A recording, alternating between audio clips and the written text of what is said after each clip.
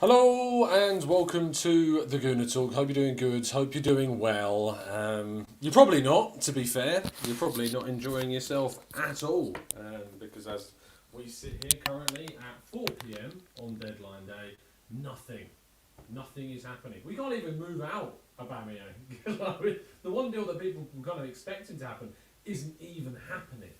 So, yes, very frustrating, very annoying. We're going to discuss all of it and more with you guys in the chat box. Thank you so much for tuning in. The sound's gone.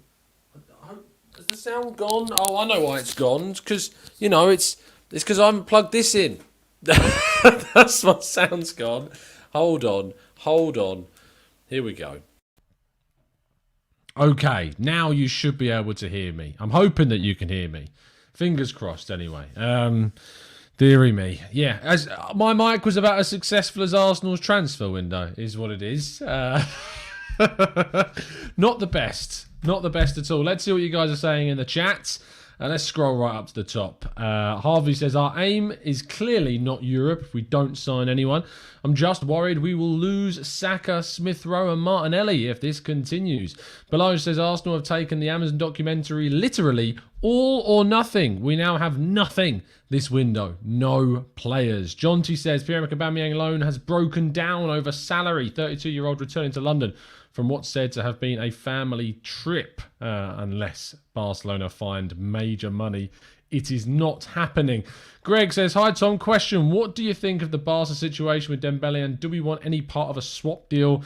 Look, Dembele's not a striker. He's not a player that we're after. He's not a position that we need. So, no, we don't want any part of that, to be honest. Hamza says, Aubameyang went all the way to Spain to try and complete the move, only for it to be off. Enjoy the trip back, lads. The Modern Gooner says, days still not over. I would be shocked if we didn't sign anyone. I wouldn't. At this point, I really wouldn't be shocked if we don't sign anyone at this point. Zlatko says, I was talking entire year that Edu, Mikel and the board are not competent to lead our beloved club. And I got abused all the time. I hope you didn't get abused. You should never get abused for having an opinion if you're putting it across in a respectful way. Balaj says, Tom, thank you. We need this therapy session. Look, we're going to be live until just before past. I'm then going to be hopping on to a Bergkamp Wonderland with Danny for their transfer special. I'll then be live at 7 o'clock this evening to be back on here talking about transfers with the members. I'll then be live on the Arsenal Lounge at 8 p.m. this evening. And finally, we'll probably do a show around 10 o'clock as the window draws to a close to have a final debrief on things. So you got five more possible streams with my face. That's going to be there for you to enjoy. Enjoy is a very, very loose term. Jamie Middleton says, Arsenal become a laughing stock, feeling angry and depressed at how bad we've managed this window. Cookie Monster says, how have we finished this window worse off than when we started? Vinny says, such a negative fan base, judge at the end of the window. Judge at the end of the window. Right, I want to put something to you guys. I want to put kind of a question to you. I'm going to angle this camera a bit better. Here's the scenario. Arsenal can't get the people they want. Arsenal can't get the striker that they want. Can't get the midfielder that they want. Arsenal in the past have made loads of mistakes in the transfer window. Overpaid for players. Brought in players that didn't offer anything. Your Dennis Suarez's, your Kim Kallströms, your Granit Xhaka's, your Skodran Mustafi's, your Socrates's, arguably your Nicolas Pepe's. Players that we've overpaid for. Alexandre Lacazette, etc. Do you think it would have been a mistake to overpay to bring anyone in? And I do mean overpay because you would have had to pay £75 million for Isak, 70 odd million euros for Raul de Tomas. Alvaro Morata on loan, is that enough for Arsenal during this window? Do you think Arsenal would have been making a mistake if they would have overpaid instead of holding off and then going and being more direct in the summer? This isn't my position, by the way. I'm just putting forward a question to you guys to see what you think. Let's scroll up and see what you guys are saying. Some bloke says, plan is to clear out the players they couldn't do last summer. It seems to be that has been the priority. Harvey says, not if it's quality and improves us. And this is the big thing, have we missed out on players that we could have signed and that would have improved us? Have we missed out on that? Jack says, we could have got who we wanted, but waited too long. One decent window and fans were hyping Edu and Arteta to be geniuses. The fan base needs to wake up. Who do you think we could have got, Jack? I'll be interested to know. Troy Mitchell says, Tom, we ain't getting anybody. Cut the show short. It's over for Arsenal. Arteta are doing the whole board out. Vacan says, in the summer, we replaced Xhaka, and in January, we replaced Auba with Auba. So it's a really good point. That's a really, really good point. In the summer, we replaced Xhaka. I'm stealing that, Vacan. That's a brilliant, brilliant point. We replaced Xhaka with Xhaka, and we replaced Aubameyang. Let me write down your name, because every time I'm going to use this statement, I'm going to give you credit, because that is a brilliant, brilliant piece of journalism. That's such a good line. You're spot on, mate. You're spot on. Some bloke says, far worse to sign the wrong guy than not sign anybody. Problem is, the fan base will never accept that. I think that there's an argument here that you're right in saying that it's far worse to sign the wrong player. I think the argument counters to that, which is the argument where I sit on, is that players have moved in this window that could have improved us. And I think that's the big crux of this window for Arsenal. Not my money, says Real Yanis. Yes, the famous saying. Will I am 156 says, whether it's a mistake or not would depend on how the player performed. I would say this window and leaving us so bare reeks of bad planning.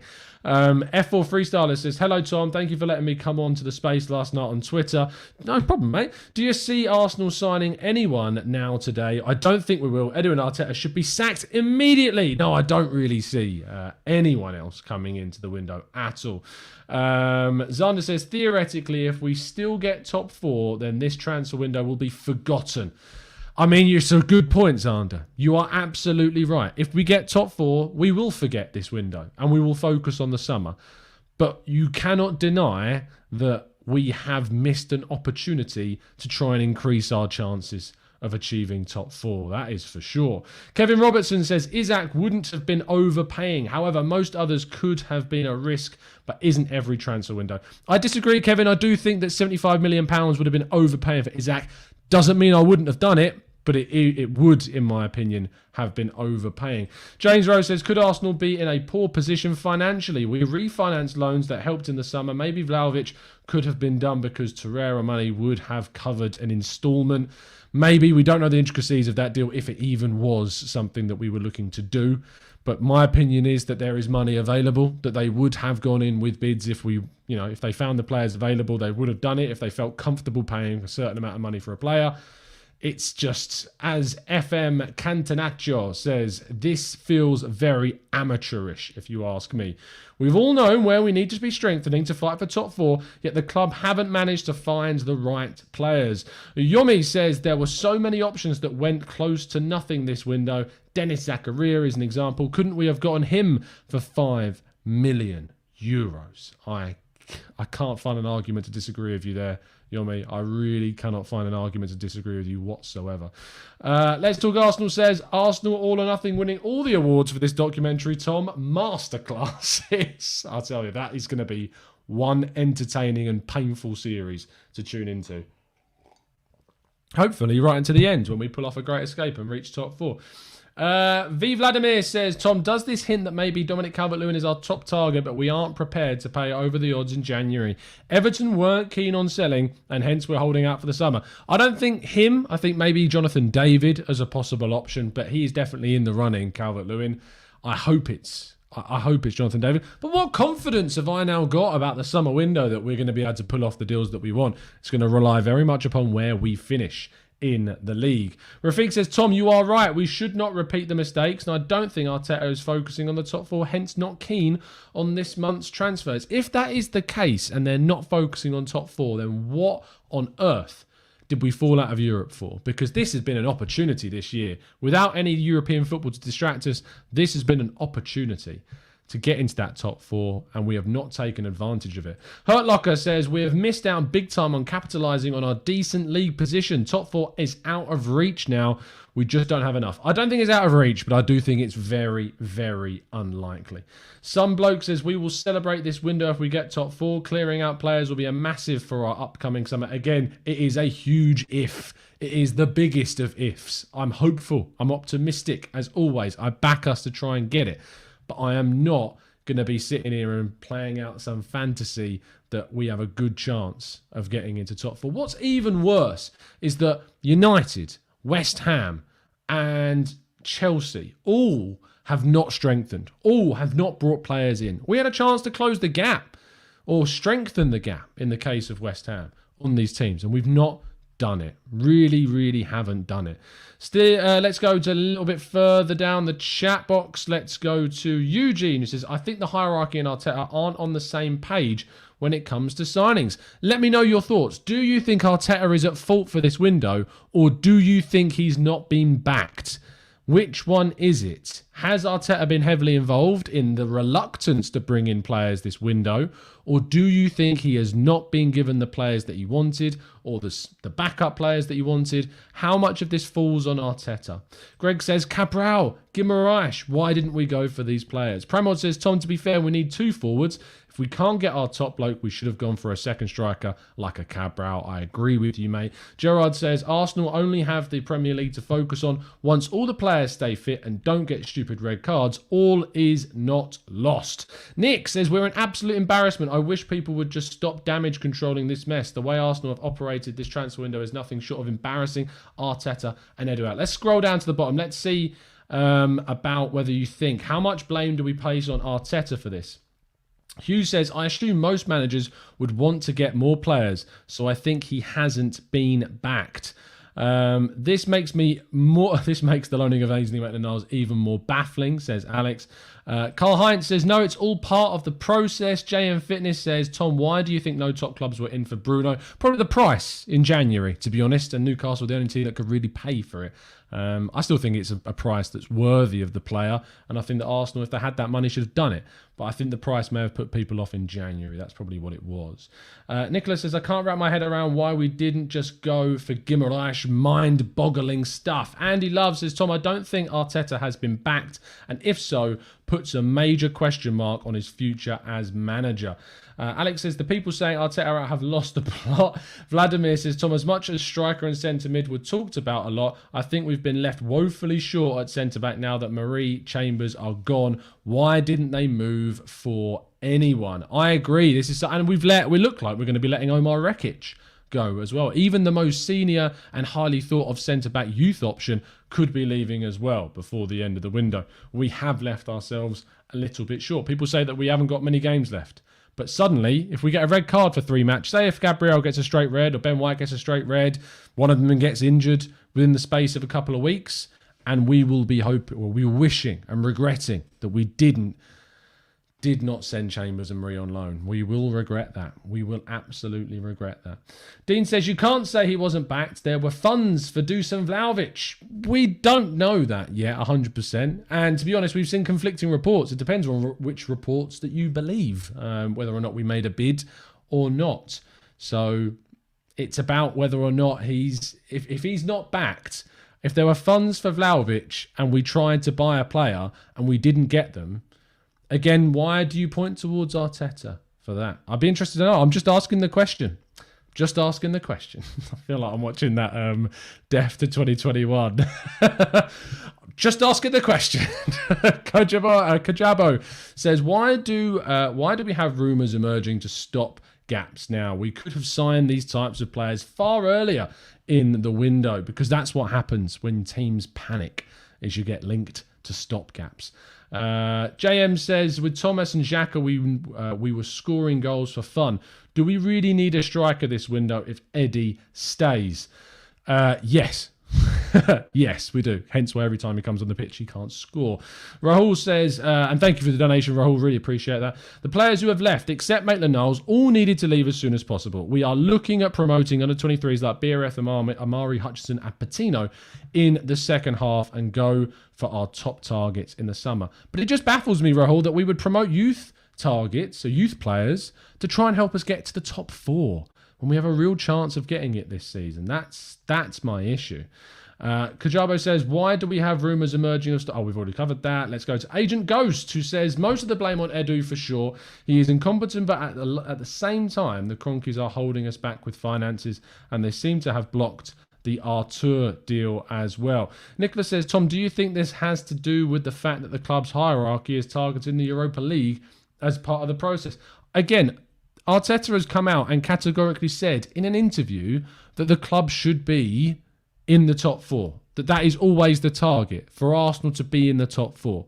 So how we can suddenly be in the parameters of thinking that the top 6 was the club's target, I don't get. At the start of the season, I thought that was kind of the minimum expectation from a fan perspective for plenty of people, not everyone.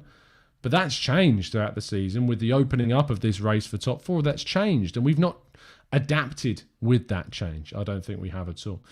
Adam says, hi Tom, the question is not if Isak is worth 75 million, but is the difference between his market value of 45 to 50 million and the release clause worth having him in January to finish the season and be acclimatised for next?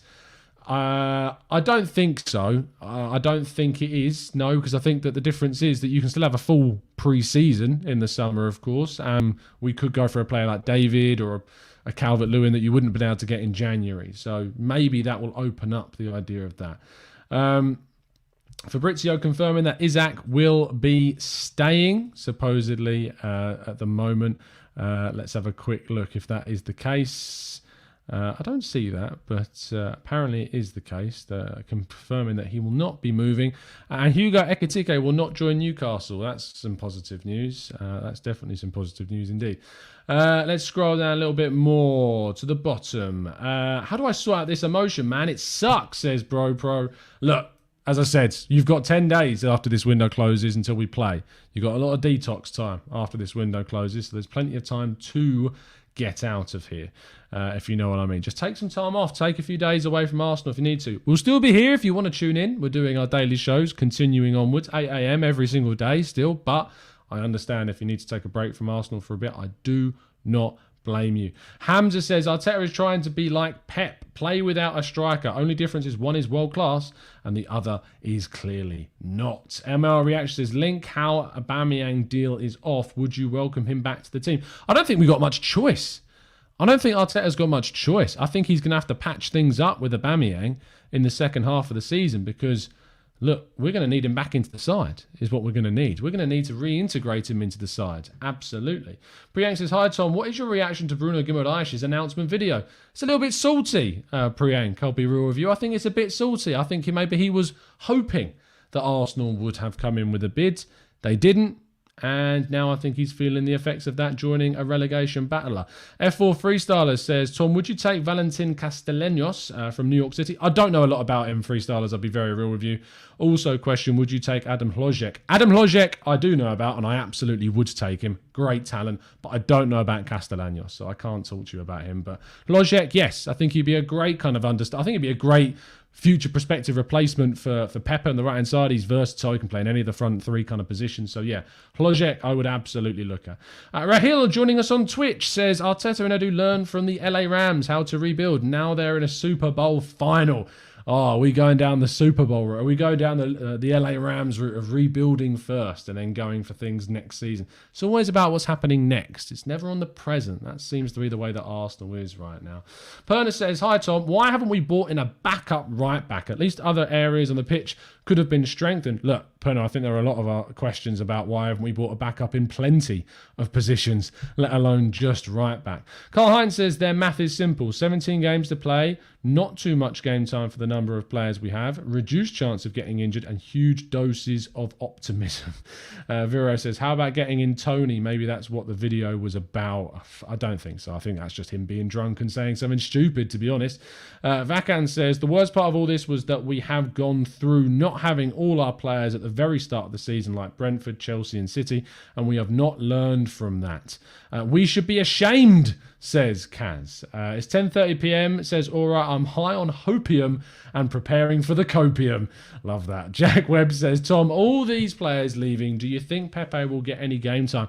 Look, I think there's going to be a serious conversation about whether Pepe becomes a central striking option. I have always been against it. I've always been against it and thinking we should be looking to pursue strengthening in that position. But, and there is now a but, with no one coming in, and with Lacazette proving that his goal-scoring abilities are limited, and, you know, we've known that for some time, maybe Maybe there is a time where you have to throw Pepe into the deep end, trial by fire. Could this be the making of Nicolas Pepe, throwing him into a striking position? Let's wait and see. I doubt it will happen. He had the chance to do it against Villarreal and he put Smith Rowe there instead. So I very much doubt that that is going to happen. But we'll wait and see. Wayne Sage, absolute legend of YouTube chat boxes. Thank you for the donation, mate. Transfer window is being blown out of proportion. The average appearance of all the players that's left has been 3.5 appearances in all competitions this season. There's a reason for that. They're in the fringes. They're in the backup positions, and I get that. I do think, though, letting go of both Marie and Chambers, along with most likely Rekic as well, and Kolasinac too, all of those players can play in defence. Maitland-Niles can play at right back. All of that combined, maybe one player too far. Maybe just one too far, but we'll wait and see. Steve says, referring to Aubameyang, whether he comes back into the fold or not surely depends on what he's been disciplined for. We don't know too much about it. We don't know what happened with Aubameyang to the absolute inside story. We don't know. We do not know what happened. So we will wait and see. Shreya says, hey Tom, can we get Raul de Tomas? No, probably not. I don't think so, mate. Espanyol don't have to sell. And if your Arsenal want to buy him, they're going to have to pay a 70 million euro release clause, which they just won't. I mean, why would you pay that for Raul de Tomas? It makes absolutely no sense. He's a good striker, but he's not near, he's not close, he's not even half of that. 70 million euros. So, yeah, absolutely not. Raul says, I want the club to give Bireth and Marcelo Flores game time. What, in the Premier League? In the Premier League, we want to give these players chances. We've got a chance to try and get top 4 this season. Now we're talking about youth players. I respect the opinion, but I just think that's mad. I think that's mad to think that we're trying to give those kids game time in the Premier League when we could have been signing someone this season. Amesnet says he went to embarrass himself in Barcelona. I tell you what, that is a little bit embarrassing. It's the Odom Wingy effect back again in Arsenal form, that is for sure. Gary says, if Charles Watts is left scratching his head on our transfer policy this month, then you know that we are bang in trouble. Good old Charles. Oh no, just not good old Charles, just good Charles. King says, top what percentage do you think we will get any new player? 1%, King. I've not been optimistic, and I am one of the most optimistic Arsenal fans out there, and I have not been optimistic about us signing a player for a long time. So yeah, I continue not to be optimistic in this field. Didua says, Tom, avoid Twitter at all costs. The flip-flop fans are in meltdown. I hate that term, flip-flop, but I think that look, Arsenal fans have reason to be frustrated. Arsenal fans have a reason to be annoyed. And look, if I'm annoyed, I'm absolutely annoyed. Not because we haven't signed like an Isak or whatever, but because we've seen players leave that I think would have improved us, that we could have gone for and that we didn't. That's what I'm frustrated about. I mean, Darwin Nunez is an interesting one. Like, I'm seeing him linked with West Ham. I'm seeing stories that Benfica would be willing to let him leave. Why wouldn't you go in for someone like him? Why wouldn't that be someone that would be interesting Arsenal? I don't know. Anyway, we're going to wrap things up there because I'm going to be going on to a Bergkamp Wonderland in 5 minutes' time. So if you want to continue the conversation in the chat box, you can join us in a Bergkamp Wonderland. Just type that in on YouTube.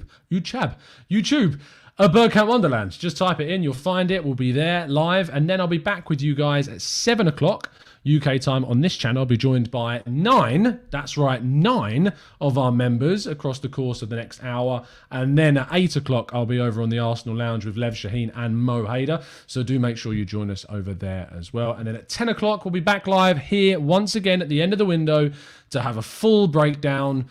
Not of the window, just a breakdown. Just a general breakdown. That's what we'll be doing. So do join us then. By the way, we are so close to 30k. I thought we might hit it on deadline day. We're doing a few shows on deadline day, so let's see if we can hit it. I've got a surprise podcast for you guys tomorrow. Details will be forthcoming about that as soon as possible. But we are 82 subs away from hitting 30,000 subs. So if you aren't already subscribed, please do hit that subscription button. It would help me out massively, and it would show an amazing achievement that we've done doing these daily shows at 8 a.m. I know I couldn't do it today on deadline day, but I was working.